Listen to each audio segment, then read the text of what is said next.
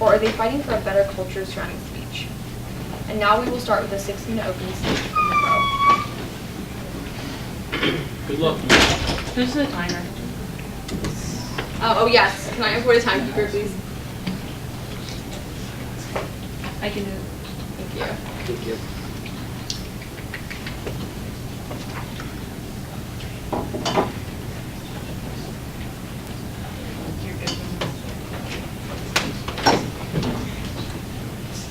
Okay, so hi everyone, I'm Austin Freeman, and really quickly before I kind of dive into my main speech, I'm going to define that college campuses do include kind of, quite frankly, any college campus, community college, public, private, any campus in the United States of America, and quite frankly, the First Amendment is being delegitimized on college campuses. And I want to start out by saying that the First Amendment, the United States Supreme Court has ruled that the First Amendment applies to all public and private four-year and two-year universities. It applies equally to all students, and that it can't really be overruled. However, that is what the United States Supreme Court has told four-year universities, and that is what they have decreed in their Supreme Court opinions. However, that is different than what is actually occurring on college campuses. And I'm going to start off by saying that I was just reading online that, quite frankly, there are a lot of different students from both the right and the left who can come at each other and argue that, oh, no, it isn't being delegitimized, oh, it is. And I'm going to start off by saying, I think everyone here knows a great example is Mello. Indianapolis, yes, thank you for, yes. And at University of California, Berkeley, and quite frankly, there's a lot, I was reading online on the New York Times that there was a poll that said a vast majority of college students, quite frankly, prefer inclusivity over the actual exercise of the First Amendment. They prefer to be safer in their own, as Mia mentioned in the blurb, in free speech zones. And you know, that's just saying the nature of what college students want. And quite frankly, when a vast majority, according to polls, of college students say they want inclusivity, they want to be able to have their own free speech bubble, then that really isn't opening up students' opinions, and it's not allowing the First Amendment, which protects like about 90% of most opinions and free speeches, you know, with the exception of hate speech. It protects them from being it protects them from being expressed on a college campus. But when college students say in a poll that they don't want that, then that's the complete opposite. It's basically creating a culture of where the First Amendment is being delegitimized because students don't feel comfortable expressing their own opinions. And I know both liberals and conservatives can argue that that they don't feel comfortable expressing their opinions in a classroom, and of course that depends on the setting of where this college campus is. But I was reading online that around 20%, usually more, if you take a group of 100 students, on average, around 20% more conservatives than liberals will say that they don't feel comfortable expressing their opinions. They don't feel comfortable expressing their open viewpoints, even though they are being expressed under the First Amendment. And while you know, they don't feel comfortable expressing that, that's still delegitimizing the First Amendment because they don't feel comfortable, and it's creating an atmosphere where you can't express your open opinions. That you can't express that open viewpoint, of which a university is supposed to foster. A university is supposed to express new thoughts. It's supposed to open your mindset to new ideas and new beliefs, and give you a great, hopefully, great education. So with that just kind of general background, I'll yield my time to questions.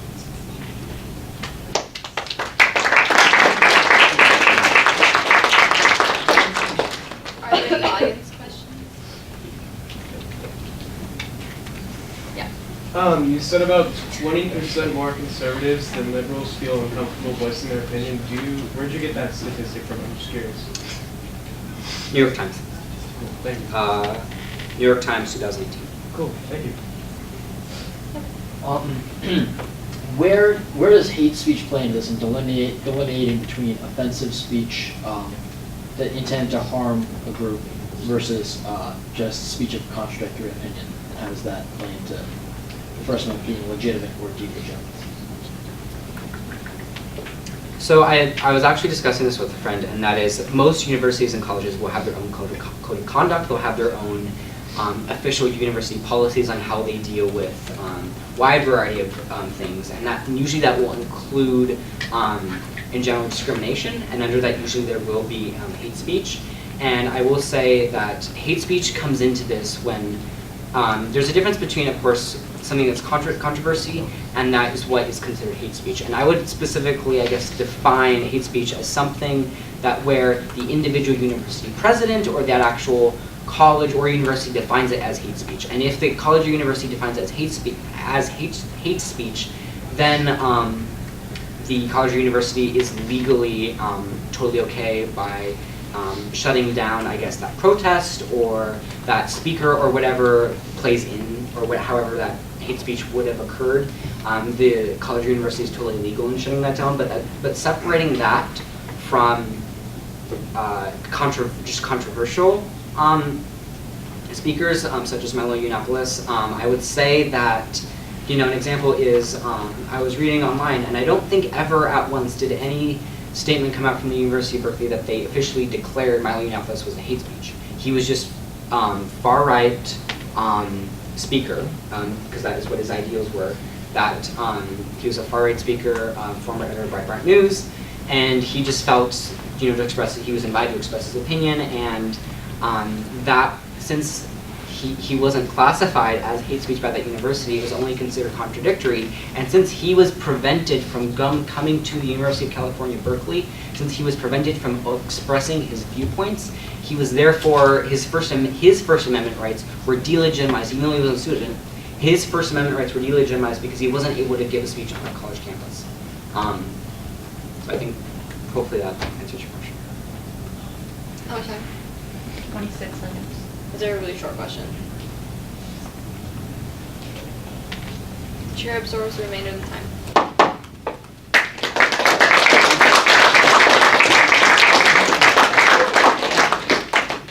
And now we will hear a 6-minute opening speech from Khan.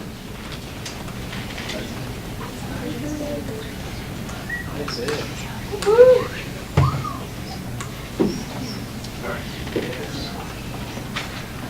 Many say that our First Amendment is being violated in these safe spaces by not giving a platform to all the conflicting views and political opinions and points that the students of college campuses have. Yet in our first Constitution Amendment, it states, Congress shall make no law respecting an establishment of abridging the freedom of speech and the right of people to peacefully assemble. Meaning that on a university campus, there can be freedom of speech, especially when it comes to political speakers and guest political speakers in this scenario. And there can also be a group of people protesting outside or creating their own safe space for those who are not comfortable with the topic or the person speaking. The best example of this is when college speakers bring in sexual assault speakers. In March 2015, Brown University brought speakers to speak on sexual assault. The safe spaces from Brown University, their initial purpose was to protect students or listeners from being traumatized of past memories that they've had to deal with sexual assault. This laudable purpose for an important reason for universities to have safe spaces in this case. These type of topics affect students and leaves them at a disadvantage because of past memories and how they'll impact them as students or how well they'll perform in school. It's important to protect the university's free speech, but it's also important to protect the students' health and safety. The University of Chicago. They came to the decision to eliminate safe spaces on their college campuses. This decision was based on the theory that students can leave on their own freedom from their speakers. However, maybe there are students who don't want to listen to the topic, but they want to listen to the topic, but the topic itself takes a mental toll on the students. If safe spaces are eliminated from all college campuses, that mental toll on the students would discourage any students in the future from attending similar topics. according to Clemson University's 2013 Status in Bullying in School report, 160,000 children are bullied every year, and 31% are multi-ethnic. When an African American compares themselves to their white peers, self-esteem level drops. Thus, safe spaces would help empower students, or any listener for that matter, to speak on the topic in the future. Self-esteem is important when attending university held speakers because confidence helps build arguments and knowledge on a particular topic. Safe spaces would help build that self-esteem. Safe spaces are useful, but not all students are entitled to have safe spaces. Students may be taking the advantage of safe spaces, but as the University of Chicago had mentioned, students have the right to get away from the topic and be free from any uninvited ideas. However, this does not mean campuses should not provide safe spaces. Instead, campuses should be encouraged to have them because safe spaces help vulnerable students and empowers them to speak on particular topics and protects their health and safety from any mental tolls. I yield the rest of my time to that. More questions?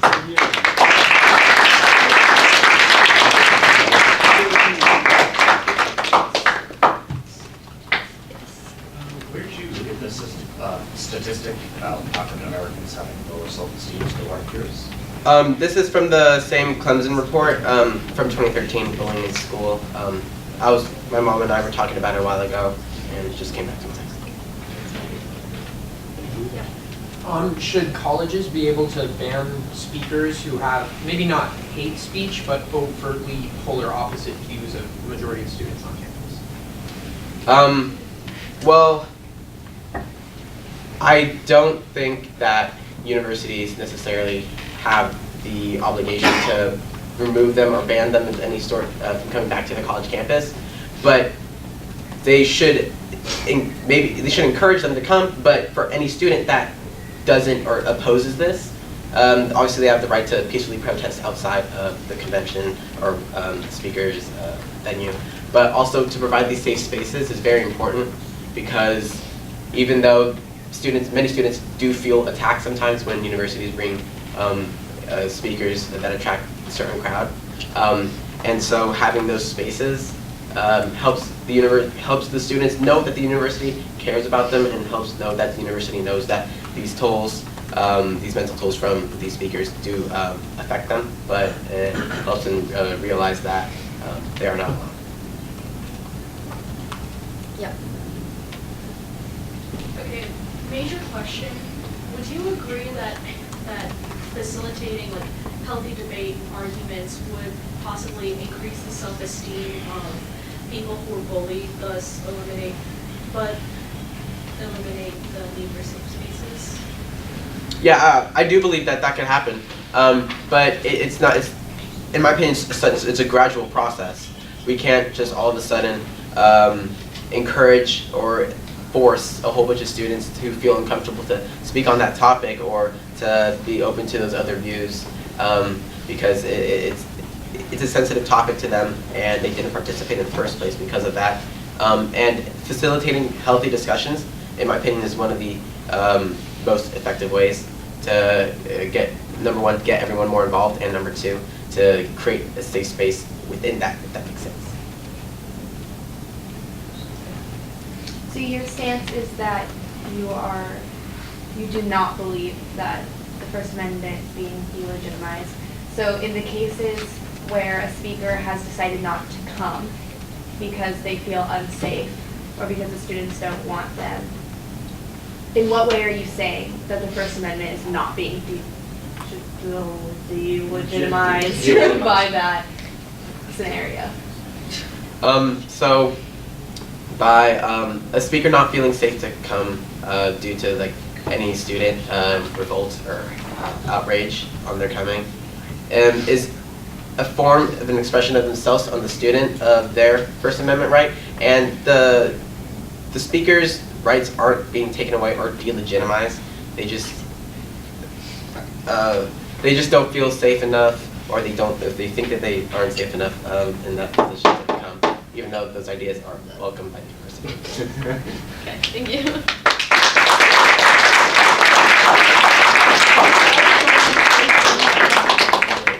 And now we will be moving on to subsequent speeches. Can I get a 3-minute subsequent speech for the pro? Yes. Yeah.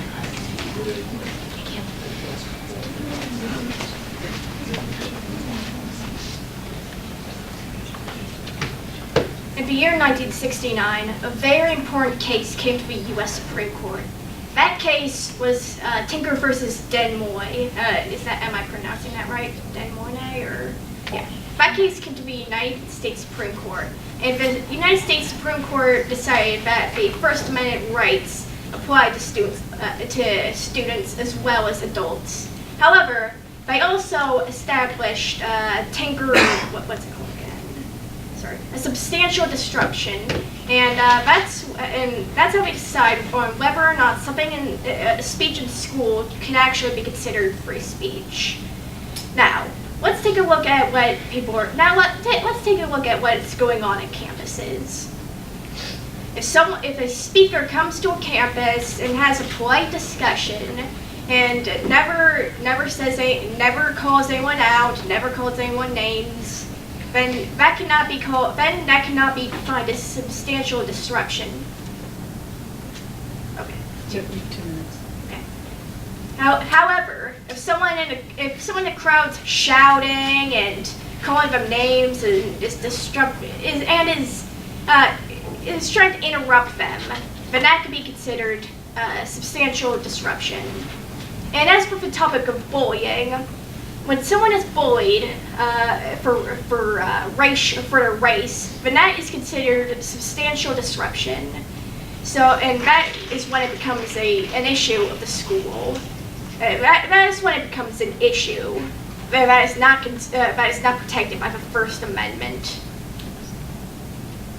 However, so if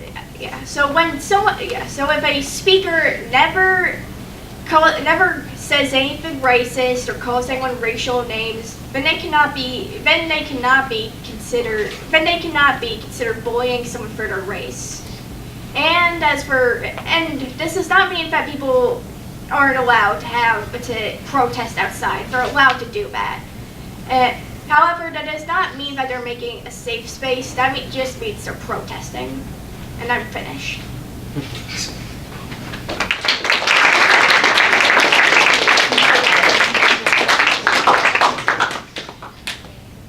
Can I get a 3-minute subsequent speech for the con? Are there no questions? Yeah. Nope. Yeah. Okay, next. How did she yield the time? The chair. She'll the chair.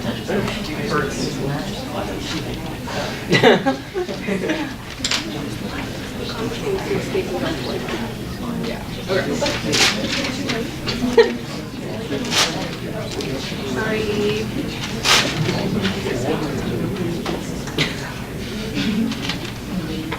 Okay. Just start when I'm ready. Who's my timekeeper? Over there. I got you. Okay. I cannot stress the importance of safe spaces. Personally, in my experience in middle school and high school, safe spaces are really important. The opponency, basically my side, brought up the point of safe spaces when it comes to sexual assault. With the whole Brett Kavanaugh hearings and other things with the Me Too movement, and with the popularity surging of social media, including Snapchat and Instagram, it's really important to consider these topics are very heavy. And while we do talk about them at JSA and debates and whatever clubs you're into, race and sexual assault and other really heavy topics, they need safe spaces. And they need a community of people who want to talk about these topics in a safe area where they feel safe for themselves. The opponency also brought up, I believe one of his sources was from 2013. Can you imagine in 2018 how safe spaces are even more important, especially after the presidential debates, the Supreme Court hearings, all that stuff? Safe spaces are so important. I know when I enter a safe space, I'm entering in community. And I think a lot of schools, I know my school, the Overlake School, has this whole fostering a compassionate community. I think that's what schools want to do. They want to foster a compassionate community. I think that's why people go to college, and they choose the college that they choose because of that sort of community. And so just to summarize that, because I'm running out of time, I think I cannot even stress the importance of safe spaces, not just in Brown University that was mentioned, but just around the country. Thank you.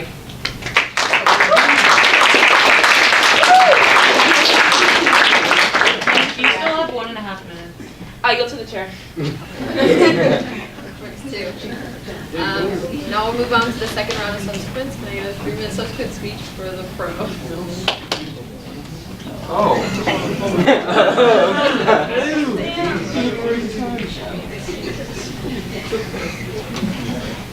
Time, ready?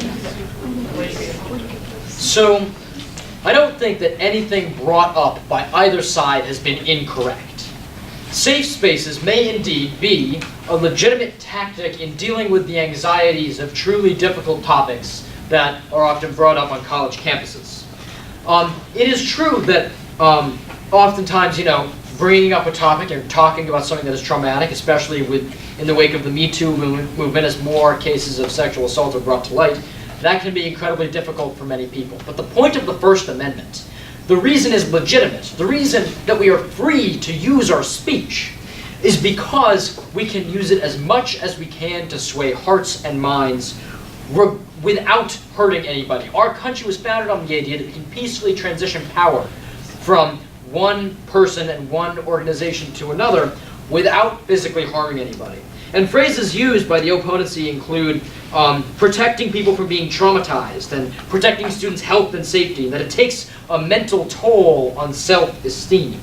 All of which may be true, but it insinuates that there is some sort of physiological damage done by speech, which, if we are to resort to a kind of primal view of humanity, that things that we hear can scare us like a dog on the 4th of July, then sure perhaps the tactics that have been instituted on many colleges are necessary. But if that is true, which it very well may be, that says that the First Amendment is not legitimate. The optimists among us may say that safe spaces insinuate that the person that disagrees with us is demonized somehow, that their views are so abhorrent that they are not that they are so dangerous that we can't actually fraternize with somebody that disagrees with us fundamentally. And if that's true, then that makes you a pessimist. And there's nothing wrong with being a pessimist, but it does mean that the First Amendment and the ideals behind it are not legitimate. And perhaps it is time, as we have seen time and time again with the rise of hate speech and more of these tactics instituted on college campuses, perhaps we have moved to a point in our society when we can no longer embrace the ideals of free speech. Perhaps we are so divided that we must simply give up on understanding one another and simply seek shelter from each other. If that is the case, which is an awfully pessimistic one to take, then by all means vote against this resolution. And if you believe that, you can still believe that the First Amendment was made with good intent, but if you want to vote against this resolution, you need to say that we are still following the First Amendment even as we separate ourselves from each other. And fundamentally, all of these tactics, while perhaps necessary and good for the mental health of students on campus, are not within the bounds of the First Amendment and delegitimize the very ideals of free speech this country was founded on. Thank you. Vote in favor of this resolution.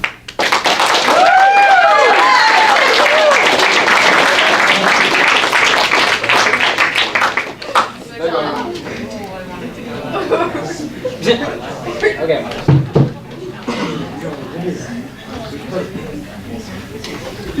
So, college campuses have come under fire lately. However, I'm here to talk about why this controversy has absolutely nothing to do with the First Amendment.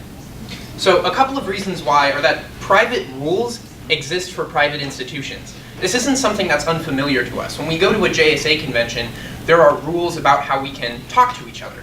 Now, of course, in a public setting, most all speech is completely legal. In a public setting, the only types of speech that are illegal are either ones that are prompting violence, yelling fire in a movie theater.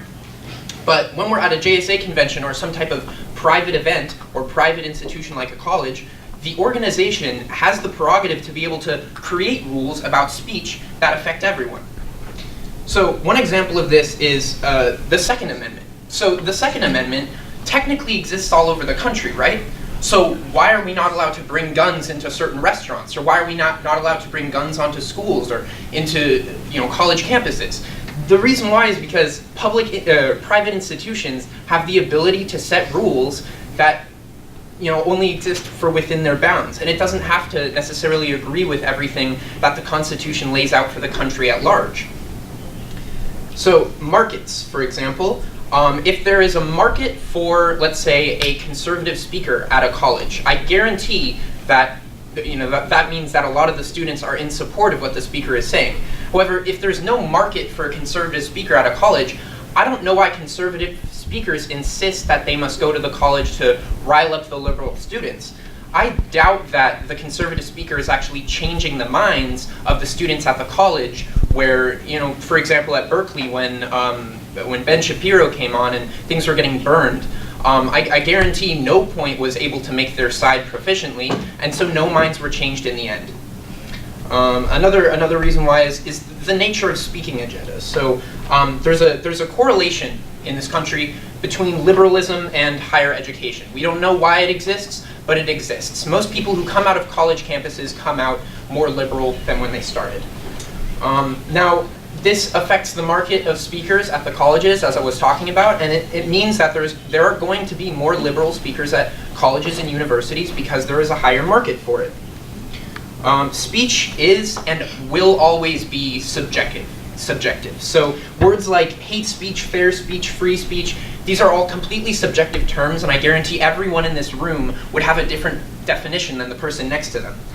Colleges need a way to make life enjoyable for their students, and if students are hearing things that they simply don't want to at an institution that they paid to go to enjoy themselves, then that doesn't violate free speech. That's just setting rules to build a positive institution. I yield my 9 seconds to questions. It has to be a yes or no question. It's like 3 seconds. Yeah, it's like 3 seconds. Are there yes or no questions? Yeah. Do you think that education, never mind. Okay, then yes. Are you aware that most schools are technically public, well, not public, but government property? I would disagree with it being most schools. There are more private institutions than there are public institutions. Okay. Woo!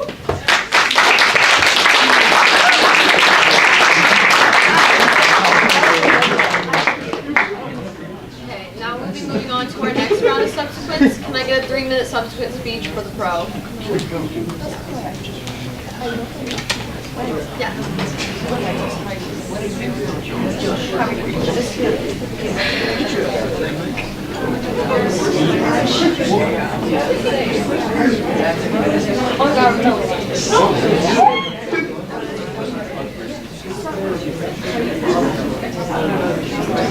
You're good whenever.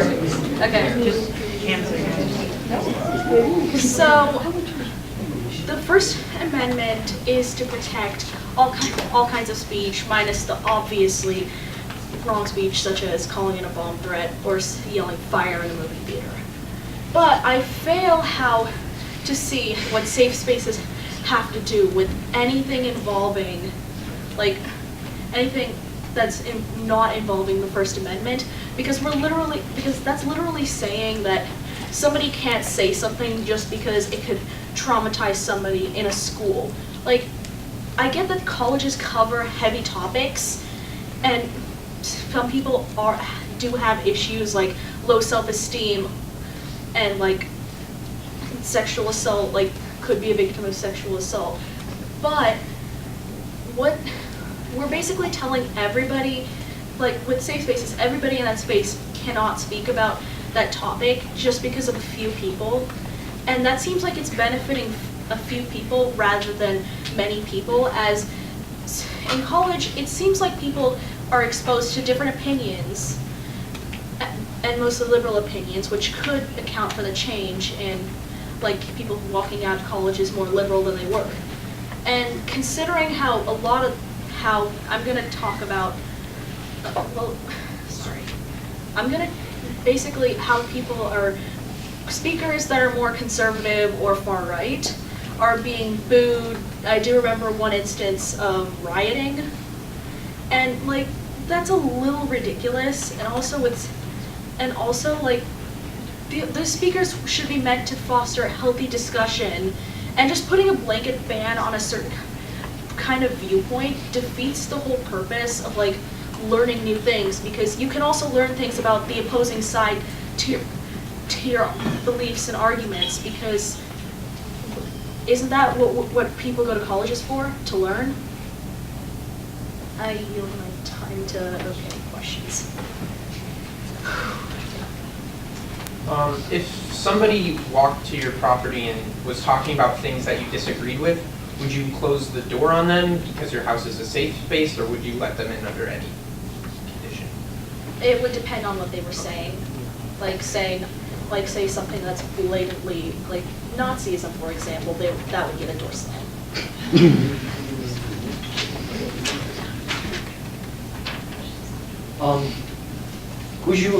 Do you think that colleges as institutions of higher learning have an obligation to expose their students to viewpoints that they don't necessarily agree with or have to begin with? If they don't agree with a certain viewpoint and don't want to see a certain viewpoint, then they can, like, they don't have to go see that viewpoint. They could just not go to whatever speaker is speaking. They don't have to go to the event. I'm just a little curious. What is your definition of a safe space?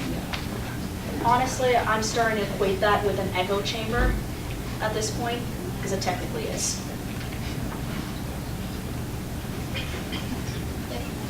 If you are in the bigger group you talked about, then you are protected and you would be okay. But if you put yourself in their shoes of those who are in the smaller group, wouldn't you want to be heard? Yes, and that's why we're making a speech in the first place. Like the smaller group can argue that way, because with a healthy discussion on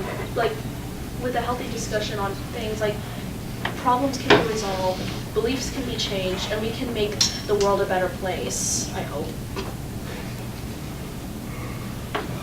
Okay, the chair absorbs the remainder of the time.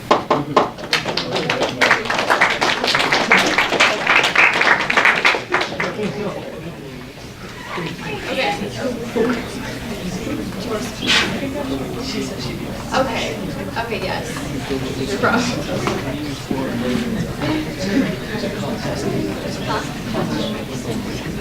Or, yeah, sorry, con.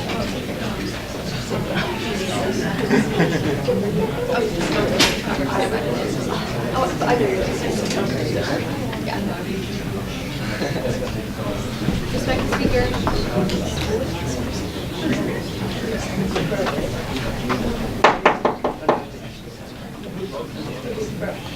So my point is pretty short and simple. My previous person that was talking, I think her name's Shreya. She was saying that like safe spaces are only benefit a few people and that they like don't impact. But it's a safe place that's not obligatory. You don't have to involve in there, but it doesn't affect you. That if there's a small safe space going on back there, it doesn't affect me. It only affects the people in there. And those people that are in the group are gaining so much. It helps people like feel able to walk down a street without being scared of what's going to happen to them or what's going to happen to their family, or if your views are different from that person, like you shouldn't be scared to have strong views. You should be confident in those. And I think safe spaces and like create a place for that for you to be proud and talk to people that are nice and let you do that. And I yield my time to questions. Yes. So if, say, you were a right-wing speaker being protested by mostly liberal protesters and you were not able to speak, how would you feel about that? That's my question. Well, why wouldn't they be able to speak in the first place? Maybe because people are lighting stuff on fire. No follows. They can be the protest. If they get, like what you just said, like fire, that's illegal. You can't not do peaceful protests by lighting things on fire, breaking things. You can light your own property on fire, but you can't like light public and school buildings on fire. That's illegal. But inside, that you're a safe space for the speaker. Yeah. In a college campus, people as established people, and they get more progressive when they come out. How would you rate the importance of the Socratic method while you're in college in relation to more how progressive you get when you get out? Can you read? Socratic method, so that's like the, it's a method of by Socrates where you challenge an intuition that's controversial at times, and you get rendering the different views on the subject, and whatever viewpoint speaks to you is what you build more. So how would you rate the importance of that in a college campus? Kind of confused with your question. So but it's, can I follow up?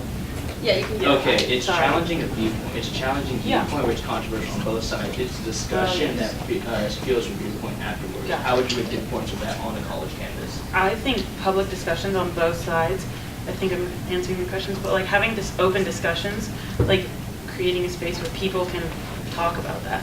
Like recently, I have something in my school, like we had a very heated topic, and this one kid was like, why are we even having this topic? And I was like, it's a safe space for both sides of people, either you're far right or far left, to come together and speak without being hateful. Sorry, I hope that answers your question. Isn't the idea of having a safe space where clashing ideas come together in connection with one another contradictory to previous speakers' points, which is that that safe spaces are necessary to separate one from potentially traumatizing topics? Well, I think that there's different types of safe spaces. I haven't said that previously, or neither have previous people, but like there's ones that are like where safe spaces where you can have open discussion with both or multiple sides of people, and a safe space where it's just like, sorry, finish the sentence. oh, it's just like your group and how you feel, and that makes both groups are beneficial and help you. And I think safe spaces should be totally allowed because there's no negatory side of them.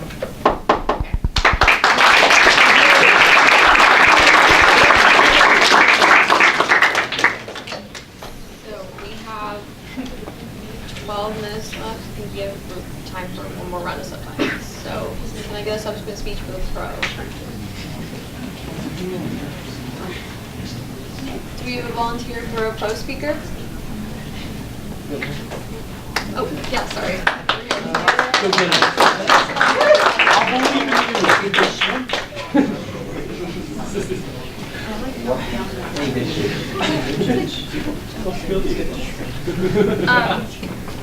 I think that the First Amendment is being legitimized on college campuses because anyone should be able to say what they believe, and any sort of action that's like blocking this, like there's no obligation that you have to agree with anyone or listen to them or change your mind based on what they have to say.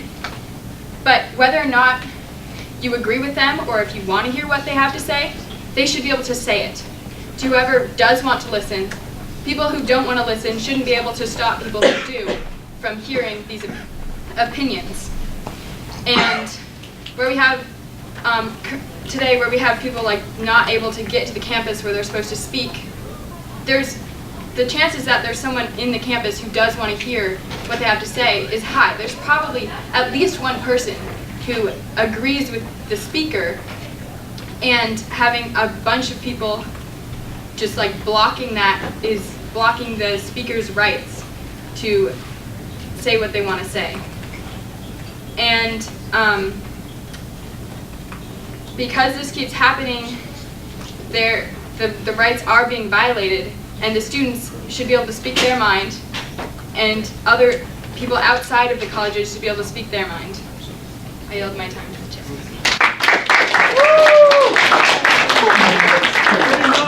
You're the remainder of the time. Can I get a 3-minute subsequent speech on?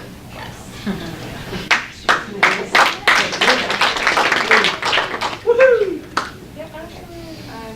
It's funny you walk up here and you forget all your points. I want to start with a safe space is not only an area where people aren't talking about things that might potentially make you uncomfortable, but there are people who will come to a school and preach hate against, let's say, a minority group like African Americans, and it doesn't just make them feel unsafe when that person is there. It makes them feel unsafe because they know that other people have been hearing these ideas, and now they're scared that other people on their campus are sharing these ideals of attacking this minority group. So a safe space isn't just somewhere you run off to escape for a little while the speaker's there, because that speaker's ideals will follow all over campus. And as Miles said, there is no freedom of speech on private property. And while some schools are government owned, you pay so much money to be there, and you pay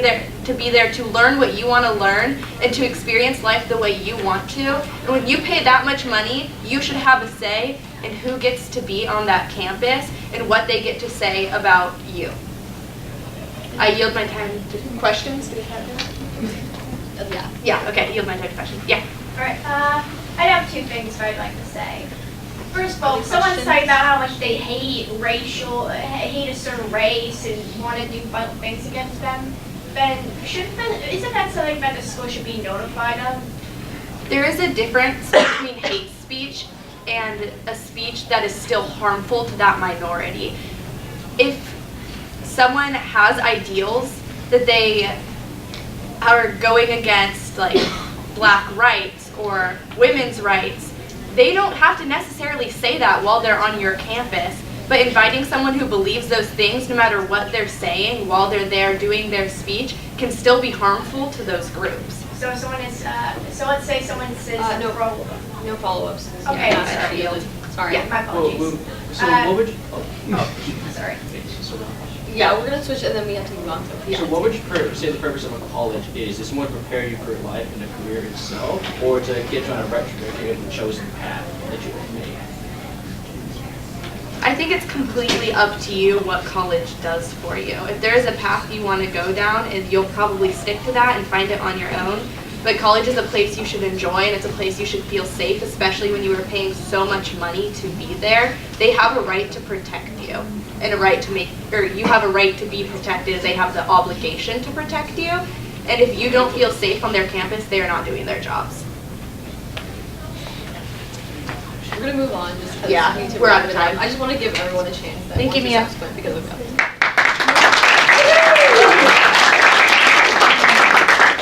Now we will be moving on to closing speeches. So we'll start with the closing speech. A 2-minute closing speech from the con. Wait, Mia. 2 minutes. How long? 2 minutes. 2?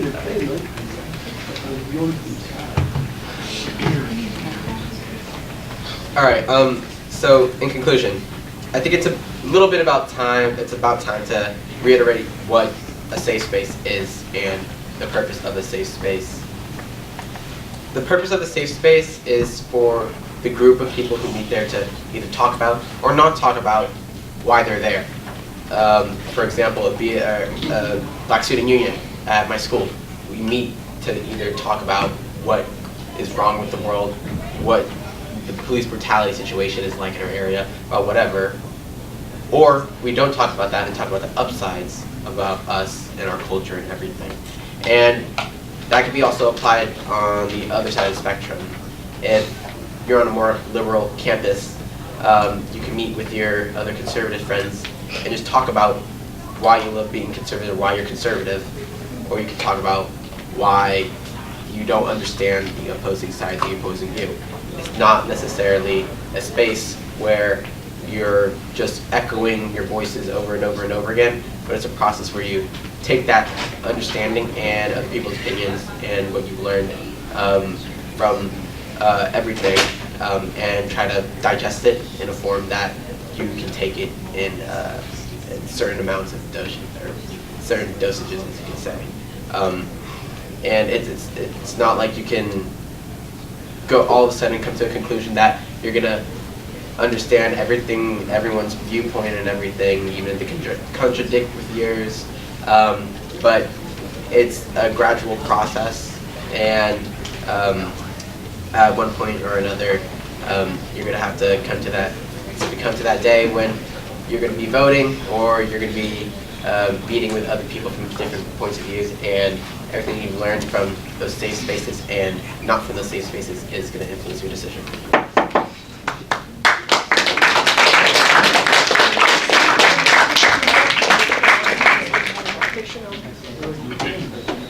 Now we'll hear a 2-minute closing speech to the pro.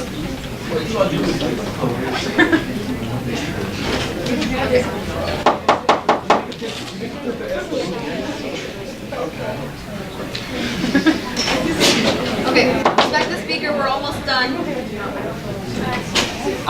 Okay, so I'm just going to start off by saying that something my opponent mentioned was that campuses should be encouraged to have safe spaces. So college campuses need to be encouraged to have that. This resolution is talking not about what should happen, it's not talking about what campuses should have. It's talking about what is happening right now, and the fact is right now a vast majority of college students believe that it's more important to have inclusivity, it's more important to have their own views respected rather than the openness of free speech. And therefore the First Amendment is being delegitimized currently on college campuses. Not only that, but there's a difference between delegitimization and delegalization. The First Amendment, I'm not sure who brought this up earlier, the First Amendment is not going away, and all colleges and universities have to uphold the First Amendment. But when speakers don't feel comfortable to come to college campuses, it is being degraded. The ability to have a free and open discussion is being degraded, and it's being delegitimized. So it is notable that some of the biggest speeches about free speech in the past year occurred at Berkeley, which is home of the free speech movement. Quite frankly, now it is the students who want to speak out and who want to have inclusivity, and back then, and the administrators were the ones that had to stop them and say, no, we need to have a free and open space. And now that role is reversed. Now the chancellors of, for example, the University of California, Berkeley and University of Wisconsin have to be the defenders of free expression, because so many college students today believe inclusivity is more important than free speech, and they believe that it's more important to have an echo chamber, it's more important to have a safe space. This resolution is talking about what is currently happening on college campuses today, and I therefore believe that the First Amendment is being delegitimized, and there's less opportunity for free and robust discussion among the wide variety of different college campuses across the country. Thank you, and please vote pro for this resolution.